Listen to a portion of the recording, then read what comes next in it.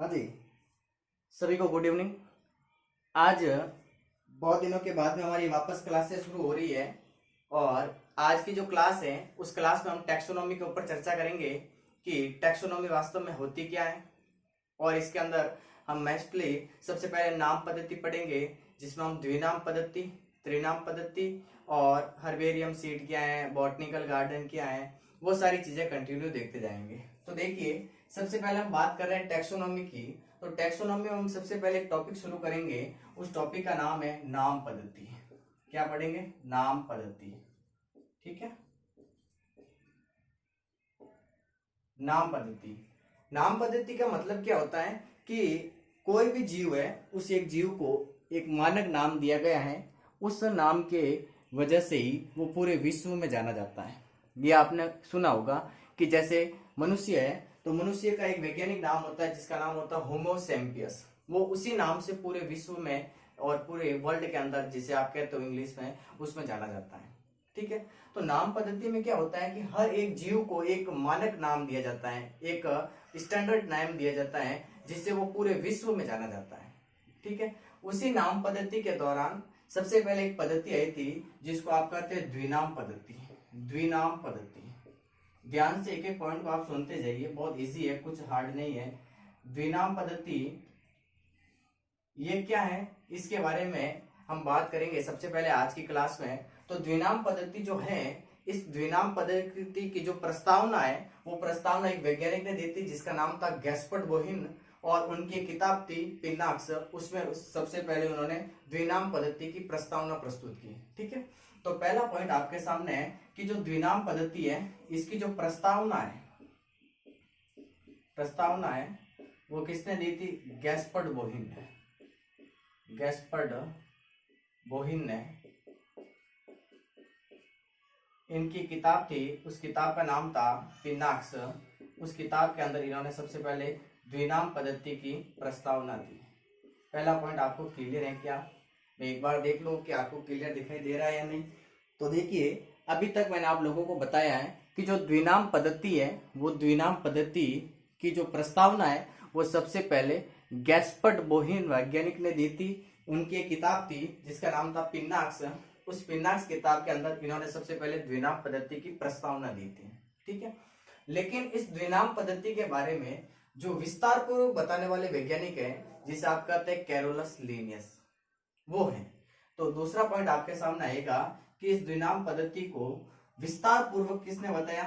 तो विस्तार पूर्वक बताने वाले एक वैज्ञानिक थे जिसका नाम था कैरोलस लीनियस।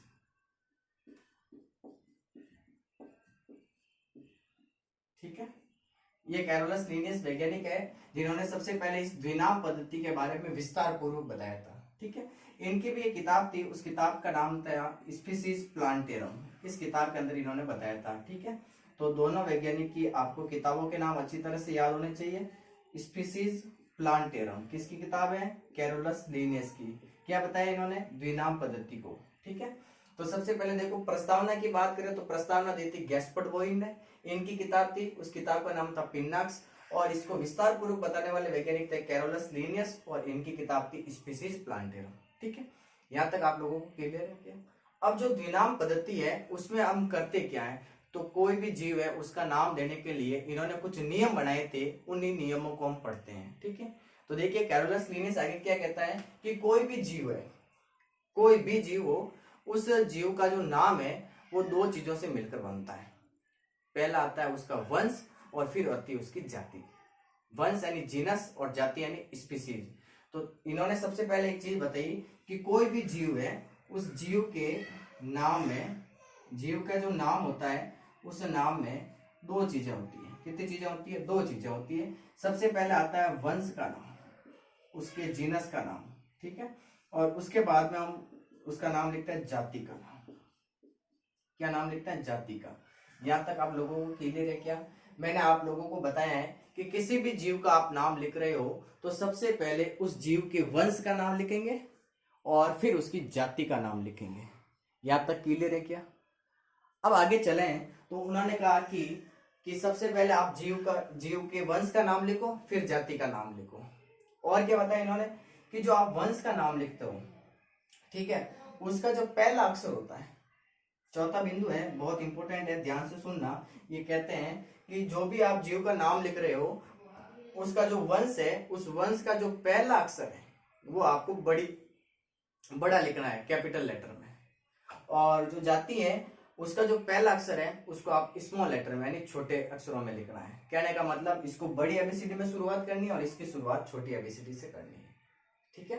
तो देखिए चौथी बात इन्होंने बताई कि वंश का जो पहला अक्षर है, वंश है, उस वंश का जो पहला अक्षर है, पहला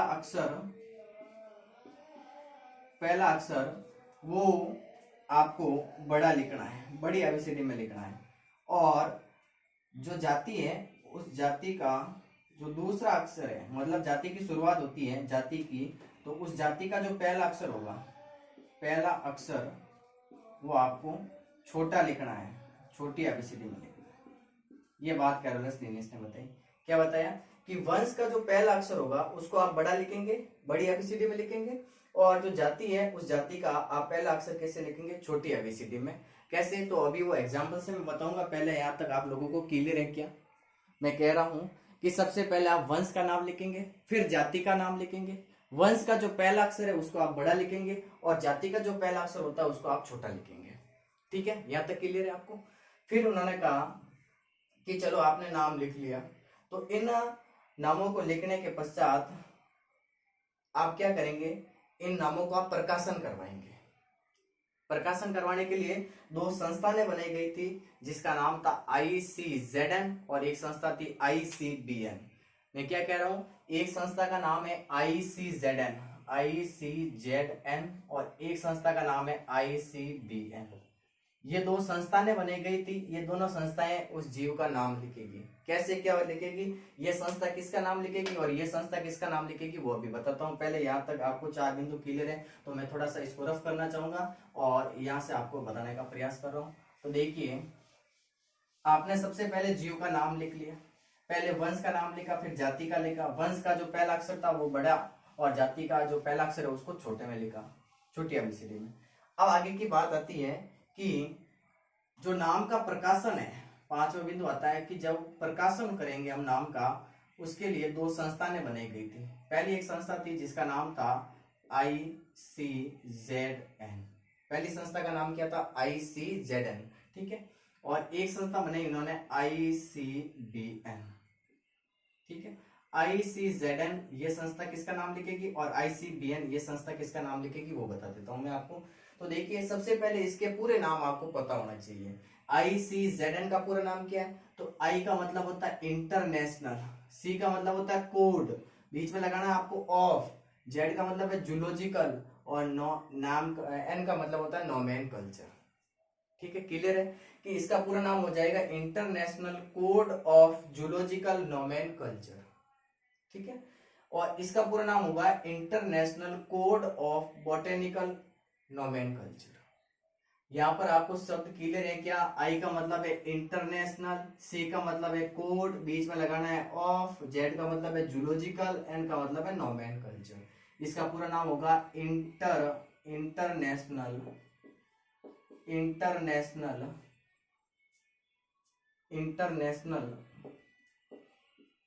कोड ऑफ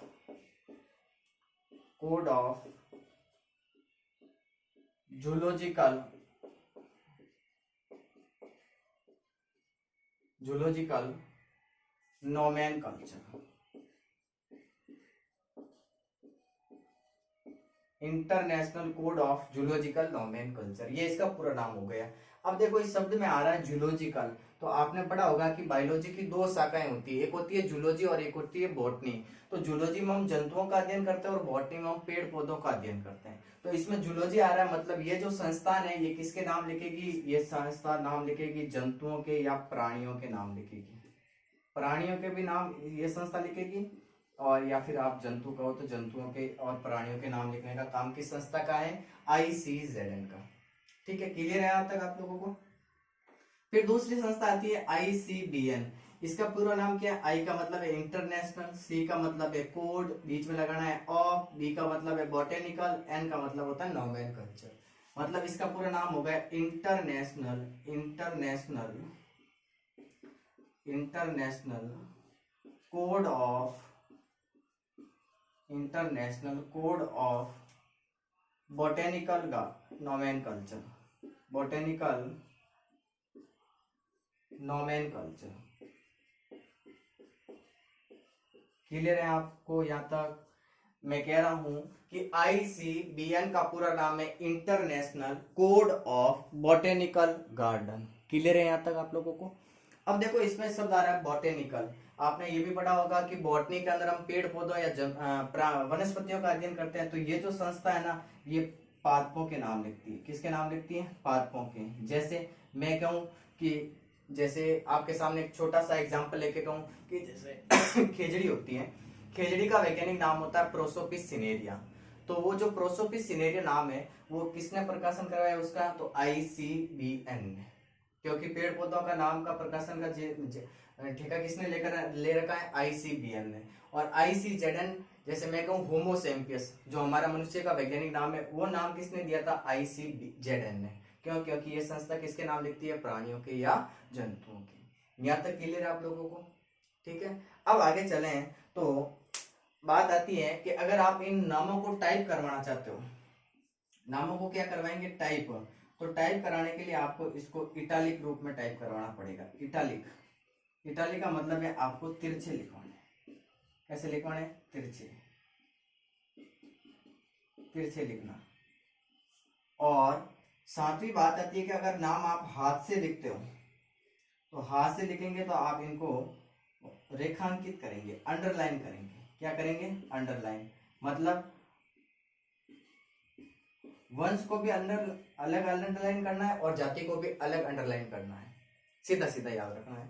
मैंने आप लोगों को क्या बताया कि जैसे मैं आपके सामने एक एग्जांपल लूं, जैसे मनुष्य है, ठीक है, तो मनुष्य का वैज्ञानिक नाम क्या है? होमोसेम्पियस, होमो और सेम्पियस, सेम्पियस, ये मनुष्य का वैज्ञानिक नाम है। ठीक है, अब आप कह रहे हो कि जब हाथ से आपने ये, मैंने जैसे हाथ से नाम लिखा है, तो मैं इसको अंडरलाइन करूंगा, वंश को अलग अंडरलाइन करूंगा और सेम्पियस को अलग अंडरलाइन करूंगा। ठीक है, ये है इसका मतलब। ठीक है, अब एक चीज और आती है कि आपने देखा होगा कि जो नाम होते हैं, उन नाम के पीछे कोष्टक में कुछ लिखा हुआ मिल जाए आपको, तो इसका मतलब क्या होगा? जैसे कोई भी एक जंतु है, जीव है, उसका नाम है, उसके नाम के पीछे कोई कोष्टक में कुछ वर्ड लिखा हुआ है, तो उस शब्द का मतलब क्या होगा? जैसे मैं आपके सामने एक बात कहूं कि 8वां बिंदु है कि नाम के पीछे कोई कोष्टक है, कॉलम है, उसमें कोई नाम लिखा हुआ है, तो इसका मतलब क्या हुआ? तो देखिए, जैसे मैं आपके सामने एक एग्जांपल लूं, आम है, आम है, उसका वैज्ञानिक नाम होता है मेजीफेरा इंडिका, मेजीफेरा इंडिका। ठीक है, और इसके पीछे आपको ऐसा लिखा हुआ मिले कोष्टक में लीन, तो इसका मतलब क्या होगा सर? इसका मतलब होगा कि देखो, ये मेजीफेरा क्या है? वंश है, इंडिका क्या है? जाति है। तो इस जाति के बारे में, इंडिका जाति के बारे में सबसे पहले बताने वाले वैज्ञानिक थे कैरोलस लीनियस, और उस वैज्ञानिक को शॉर्ट में नाम लिखा जाता है लीन। तो हमेशा याद रखना कि नाम के पीछे अगर कोई शॉर्ट कोष्टक के अंदर कुछ लिखा हुआ है, इसका मतलब है वो वैज्ञानिक के बारे में बात कर रहा है। और वैज्ञानिक कौन सा? जिसने सबसे पहले इस जाति के बारे में बताया था। यहाँ तक क्लियर है आप लोगों को? तो देखिए, अब बात करेंगे कि आपने जो द्विनाम पद्धति बताई है वो क्या है। तो देखो, सबसे पहले आपको बताया कि जो द्विनाम पद्धति है उसको, उसकी जो प्रस्तावना है वो सबसे पहले गैस्पर्ड बोही ने दी थी। उनकी किताब थी पिन्नाक्स, उस किताब के अंदर उन्होंने सबसे पहले प्रस्तावना दी। ठीक है, इसके बाद में इसको विस्तार पूर्वक बताने वाले थे कैरोलस लीनियस। कौन थे? Carolus Linnaeus, Carolus Linnaeus. इन्होंने इसको विस्तार पूर्वक बताया था, और इनकी किताब थी जिसका नाम था स्पीसीज प्लांटेरम, इन्होंने इसके अंदर लिखा था। और नियम बताए थे इन्होंने कहा कि सबसे पहले आप किसका नाम लिखेंगे? वंश का। सबसे पहले किसका नाम लिखेंगे? वंश का। फिर बाद में किसका नाम लिखेंगे? जाति का। ठीक है, फिर उन्होंने कहा कि जो वंश है, उस वंश का जो पहला अक्षर होता है उसको आप लिखेंगे बड़ी एबीसीडी में, बड़ा लिखेंगे। जैसे मैं आपको कहूँ होमो सैम्पियस आपने अभी लिखा, तो होमो एच आपको बड़ा लिखना है, बाकी आपको ये छोटा लिखना है, होमो सैम्पियस। ठीक है, होमो एच बड़ा लिखना है, पहला अक्षर वंश का है, और सैम्पियस इसकी जाति है, तो एस से शुरू करेंगे हम सैम्पियस को, तो एस लिखेंगे छोटा। तो वंश का जो पहला अक्षर है उसको बड़ा लिखेंगे, और जाति का जो पहला अक्षर है उसको आप क्या लिखेंगे, छोटा लिखेंगे। कैसे लिखेंगे, छोटा लिखेंगे, छोटी एबीसी लिखेंगे। यहां तक क्लियर आपको। फिर आपने किसी भी जीव का नाम रखा है तो उसके प्रकाशन के लिए दो संस्थाएं बनाई थी, एक थी ICZN और एक संस्था थी ICBN। ICZN का पूरा नाम था international code of zoological nomenclature. वापस याद करना, आई का मतलब है इंटरनेशनल, सी का मतलब है कोड, बीच में लगाना है ऑफ, जेड का मतलब है जूलॉजिकल, एन का मतलब है नोमेनकल्चर। मतलब ये संस्था किसके नाम लिखेगी, प्राणियों के या जंतुओं के। दूसरी एक संस्था थी ICBN, ये संस्था, इसका पूरा नाम क्या है, तो आई का मतलब है इंटरनेशनल, सी का मतलब है कोड, बीच में लगाना है ऑफ, बी का मतलब है बॉटेनिकल, एन का मतलब है नोमेनकल्चर। मतलब ये संस्था पेड़ पौधों के नाम लिखेगी, उनका प्रकाशन करवाएगी। ठीक है, यहाँ तक क्लियर है। फिर आप कहते हो कि कोई भी नाम है, उस नाम को आप टाइप करवाओगे, तो टाइप कराएंगे इटालिक में। किस में टाइप करवाएंगे, इटालिक। इटालिक का मतलब है आपको तिरछे लिखवाना। क्या लिखवाना है, तिरछे। और अगर आप हाथ से लिखेंगे तो हाथ से लिखेंगे तो क्या करेंगे, रेखांकित करेंगे। रेखांकित का मतलब होता है अंडरलाइन करना। और लास्ट के अंदर कोष्टक में कुछ लिखा हुआ है, इसका मतलब उस वैज्ञानिक ने सबसे पहले उसकी जाति के बारे में बताया था। जैसे आपके सामने एक एग्जांपल है आम का। आम का वैज्ञानिक नाम है मेजिफेरा इंडिका। तो मेजिफेरा इंडिका, मेजिफेरा क्या है, वंश, इंडिका क्या है, जाति। इस जाति के बारे में सबसे पहले इस वैज्ञानिक ने बताया था, और इसका पूरा नाम था कैरोलस लिनियस। मतलब लास्ट में जो वैज्ञानिक का नाम होता है वो शॉर्ट में लिखा जाता है। ये आपके सामने थी द्विनाम पद्धति। हो जाएगा क्लियर। अब आपको कुछ एग्जाम्पल याद कर लेने हैं। जैसे गाजर है, गाजर का वैज्ञानिक नाम डॉकस कैरोटा होता है। मूली है, मूली का वैज्ञानिक नाम है रेफेनस सेटाइवम। ठीक है, तो ये सारे जो नाम है ये किसने दिए थे, ICBN ने, क्योंकि ये क्या है, पेड़ पौधे या वनस्पति है। और खेजड़ी है, खेजड़ी का वैज्ञानिक नाम है प्रोसोपिस सिनेरिया। अश्वगंधा है तो इसका वैज्ञानिक नाम है वितानिया सोमनिफेरम। मटर है तो मटर का वैज्ञानिक नाम है पाइसम सेटाइवम। और वैसे ही आपको कुछ, जैसे मेंढक की बात करें तो मेंढक का वैज्ञानिक नाम है राना टिग्रीना। ये नाम किसने दिया, ICZN ने, क्योंकि वो प्राणियों के या जंतुओं के नाम देती है। मनुष्य का नाम किसने रखा, ICZN ने रखा। क्यों, क्योंकि ये प्राणियों के नाम लिखती है, होमो सैम्पियस। ठीक है, तो धन्यवाद आज की क्लास के लिए, जिसमें हमने द्विनाम पद्धति पढ़ा था। नेक्स्ट क्लास कल की हम पढ़ेंगे, जिसमें हम पढ़ेंगे त्रिनाम पद्धति, वो क्या थी और उसके अंदर कौन कौन से चीजें आती है। तो आज के लिए काफी है, धन्यवाद।